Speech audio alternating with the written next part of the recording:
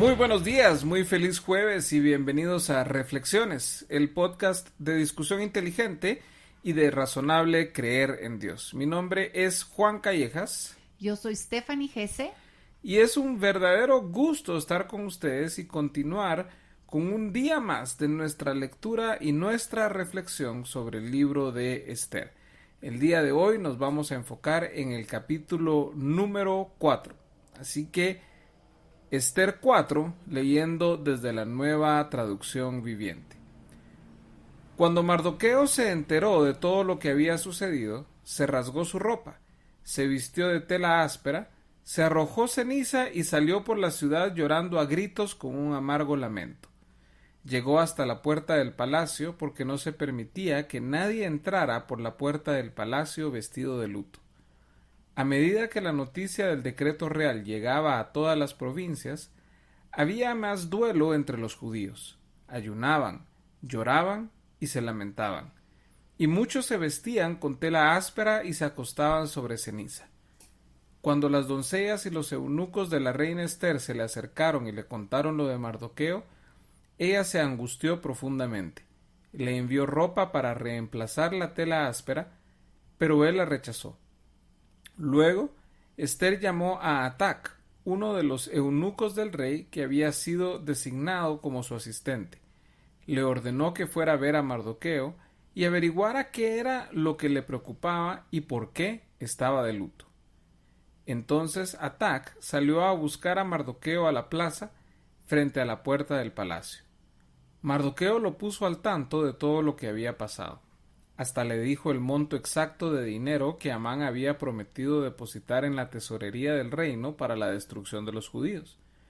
Mardoqueo le entregó a Atac una copia del decreto emitido en Susa que ordenaba la muerte de todos los judíos. Le pidió a Atac que se lo mostrara a Esther y le explicara la situación. También le pidió a Atac que la exhortara a presentarse ante el rey para suplicarle compasión e interceder a favor de su pueblo. Así que Atac volvió a Esther con el mensaje de Mardoqueo. Entonces Esther le ordenó a Atac que volviera a ver a Mardoqueo y le diera el siguiente mensaje. Todos los funcionarios del rey e incluso la gente de las provincias saben que cualquiera que se presenta ante el rey en el patio interior sin haber sido invitado está condenado a morir, a menos que el rey le extienda su cetro de oro.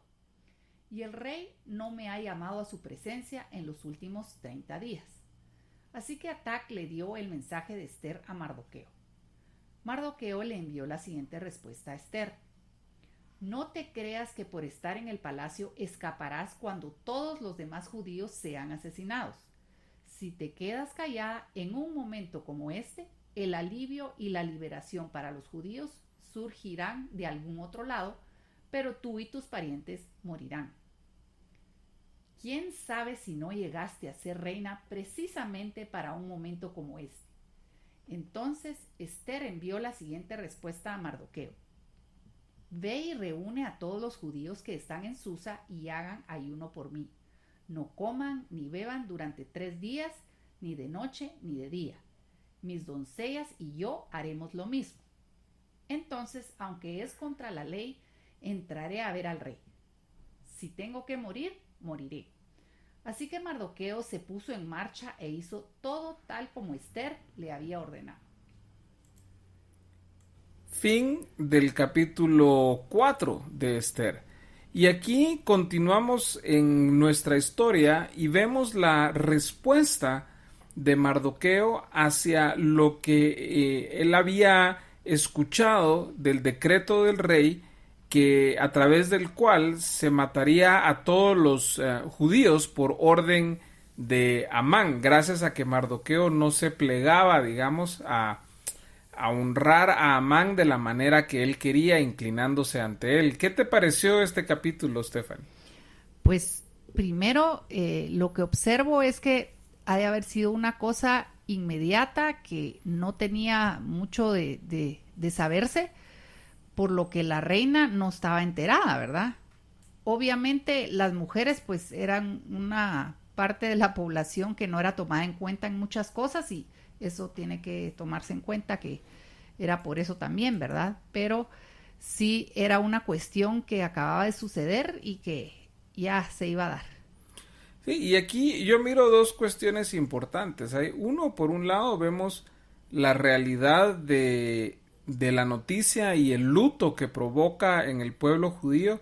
Sabemos que históricamente los judíos, parte de las señales con las cuales mostraban luto era colocándose ropa áspera y cubriéndose con ceniza o recostándose sobre ceniza. Y eso es una muestra de profunda tristeza, de profunda angustia, y Mardoqueo no la escondía. Y a pesar de que él estaba cerca del palacio y estaba en la puerta del palacio, y aunque nunca entró, mostraba ese luto sin vergüenza, que es también interesante, ¿no? De cuántas veces nos han enseñado o quizá nos han motivado a que no mostremos nuestra tristeza, como que si la emoción de la tristeza fuera algo estrictamente negativo. ¿Cómo ves tú esa parte del luto?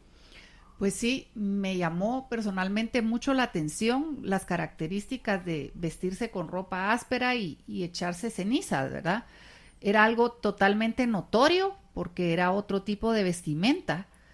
Y claro, cualquier persona que viera eso sabía que esa persona estaba de luto. Entonces era una cuestión pues, de mucho compromiso de los judíos de vestirse de esa forma, porque no sé si más adelante menciona también el pueblo judío, los demás también se van a poner a cambiarse la ropa y a ponerse este tipo de ropa áspera. Uh-huh. Cabal, y vemos ahí también Esther, pues obviamente ella, recuérdense que ella no había revelado a nadie que ella era judía, y entonces ella seguía viviendo su vida de reina. Sin embargo, le llegó la noticia de cómo estaba vestido Mardoqueo, y si se acuerdan, en los capítulos anteriores que leímos, Esther, estando en el palacio, aún seguía siguiendo instrucciones de Mardoqueo. Entonces, obviamente le llegó esta noticia de que Mardoqueo estaba afuera del palacio, de que estaba vestido de esa manera, y ella le envía a este eunuco para entender qué es lo que está sucediendo, y le llega la noticia.